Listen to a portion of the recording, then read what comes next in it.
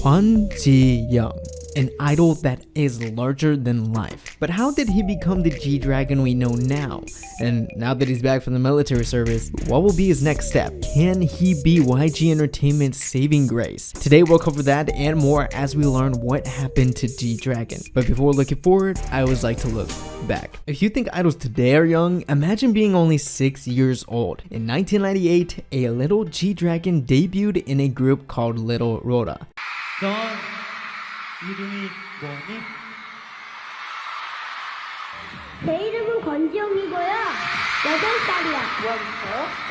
랩을 잘하는 사람이야.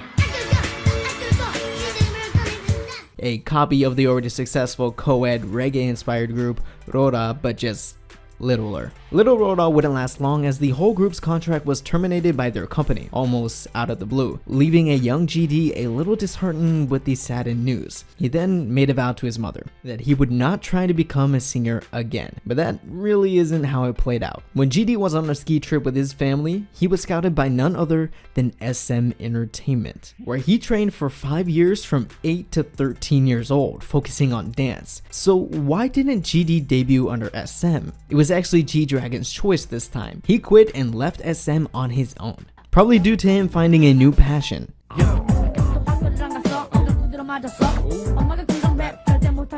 Heavily inspired by hearing Wu-Tang Clan for the first time, he trained in rapping and writing lyrics, making his own mixtape at only 13 years old. Around that time, GD teamed up with one of his old childhood friends from his hometown, who would also be in Big Bang, later known as T.O.P. Both of them took on the underground Korean rap scene. G-Dragon seemed like he wouldn't have much of a future in K-pop, until being scouted once again. This time by the rap duo Jin Shan, representing the up-and-coming label YG Entertainment. After recommending G-Dragon to YG CEO Young Han-suk, he auditioned and became a trainee. YG Entertainment originally planned to continue with their duo strategy, having G-Dragon and another trainee, Young-bae or Taeyang, debut together as GDYB. GDYB did release music but didn't debut. Instead, Young Han-suk wanted to try a full-fledged group. Through a process shown on a TV show, YG had 6 trainees that would become 5. The group known as Big Bang was formed with GD leading them to debut with the song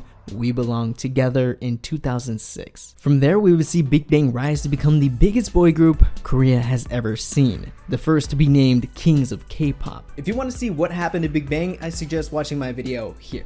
In 2009, Big Bang was going strong, but it was time for G-Dragon as he debuted with the single Heartbreaker.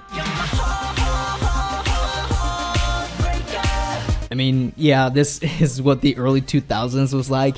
It was auto-tuned to the max. In the rest of the album though, the YG family came together. Featured in the album was Teddy, the producer, Taeyang, and CL and Dada from 21. The debut album was met by tons of sales, with over 250,000 copies sold, but there was a controversy.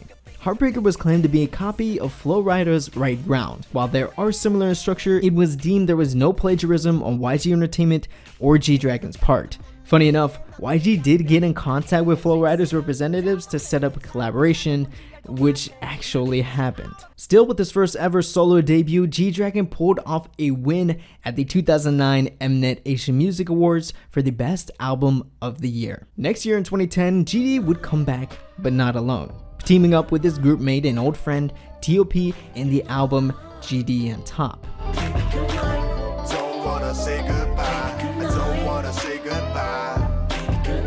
Oh Yeah, Hi Hi, and Knockout all coming from the same album, so at the top 3 charts in Gaon and was another commercial success. GD would take a break and lay low for a bit until rejoining his group again for the 2011 MTV EMAs. Once 2012 came around, so did G-Dragon. He really came into his own with the comeback One of a Kind.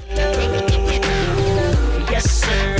One of a kind. Just wanna know GD said it himself, he really is one of a kind. There is no idol that holds a light to G-Dragon. He just emits a different aura that is, honestly, pretty scary. Back to the story though. One of a Kind helped make G-Dragon's first appearance on Billboard's World Album Chart at #1 and cracking Billboard's 200 at 161. This album also gave birth to classic hits That XX featuring a young pre-Blackpink Jennie,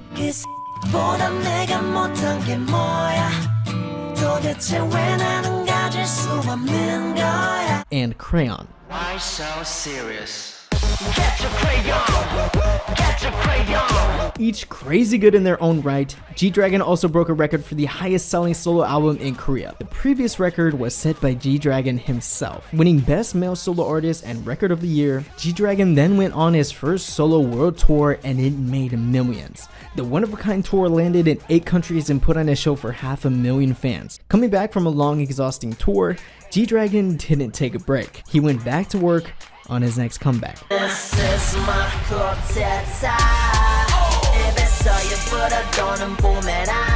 Numerous international artists came to collaborate with G-Dragon on his new album, Coup d'etat. Even rapper Missy Elliott, who also performed live with GD at KCON 2013 in Los Angeles.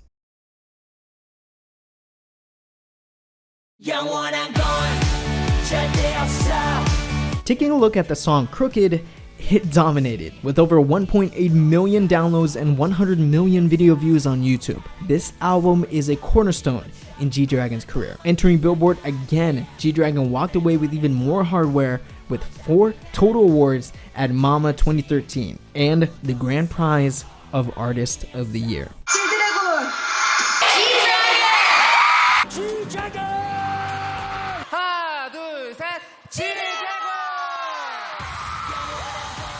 The next couple years, G-Dragon would ease off the gas pedal by producing songs. G-Dragon helped in the production of his label mates 21's album and Taeyang's solo Rise album. Speaking of Taeyang, remember when I said GDYB was planning to debut but it never happened? Well, now in 2014, it did. I am a good boy.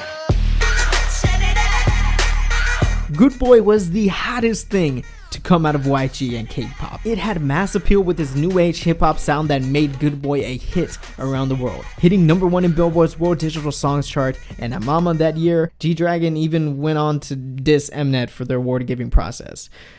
Just because he can.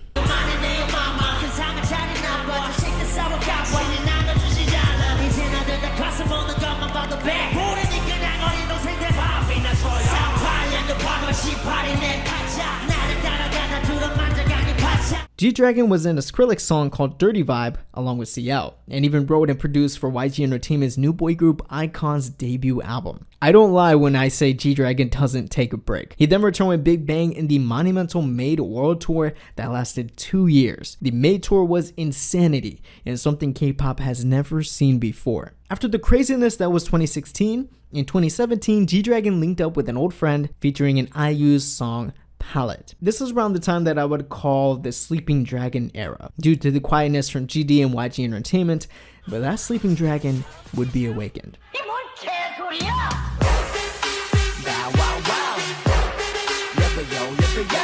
Bullshit was the lead single until T.O.P. had his own marijuana scandal, so G-Dragon promoted another release, Untitled 2014.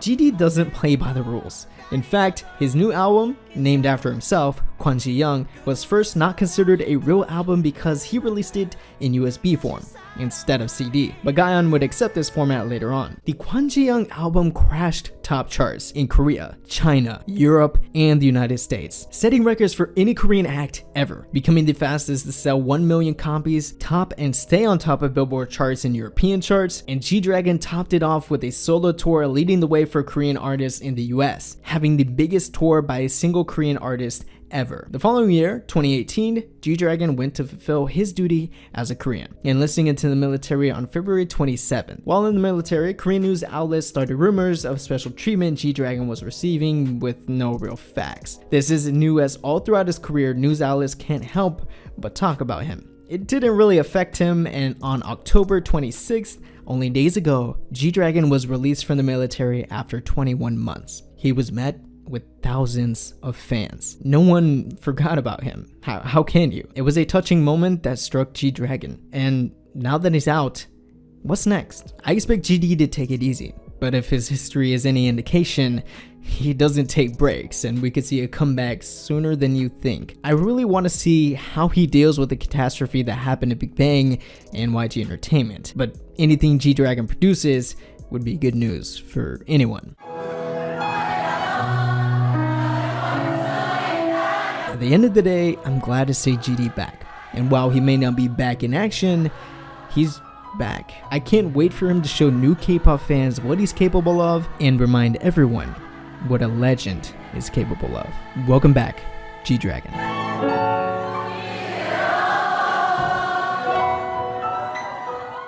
That's it for me, and that's it for this video. If you enjoyed, please give this video a like, hit that subscribe button and that bell so you can join the wave and not miss a new video. G-Dragon's back, baby. G-Dragon's back, baby. Okay. Let me know what you think about GD coming back, and do you think he's gonna come back this year or next year? I'm thinking possibly 2020 sometime, and soon Taeyang and Daesung too.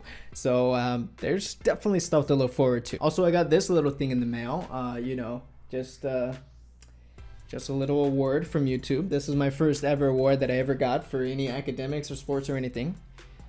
I'm a real underachiever, you know what I'm saying? Thank you guys so much for 100K, and we're gonna keep climbing. We're gonna keep soaring, and we're gonna get that million. And also remember, I still have Wave merch available. They are gonna go away because they're limited edition. I haven't decided the date yet. I will let you know once I do on my Twitter and Instagram, but get yours while you can, and it helps support this channel big time. You can also support on Patreon like these wonderful people and make more of these videos possible. You get a say in the what happened video. If I haven't already made my mind up of what to cover for the week, maybe I'll take your suggestion. And if you want to check out more of my What Happened series, click over here to see what happened to LOONA and what happened to, I'm gonna put a random one. Thank you guys so much for watching. Hope you have a great weekend, and I'll catch you guys in the next one. Annyeong.